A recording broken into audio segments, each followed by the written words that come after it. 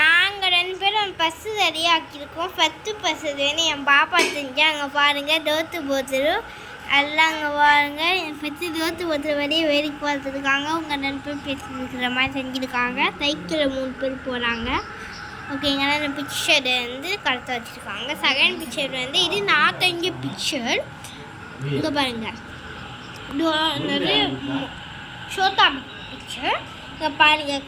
Chhota பீமோட friend வந்து காளியா, தோத்தா beam, சுக்கி, வாஜு, ராணி ஒன்று. இது உங்கள் கிங்கு ராஜா உரத்துக்கே ராஜான்னு உங்க.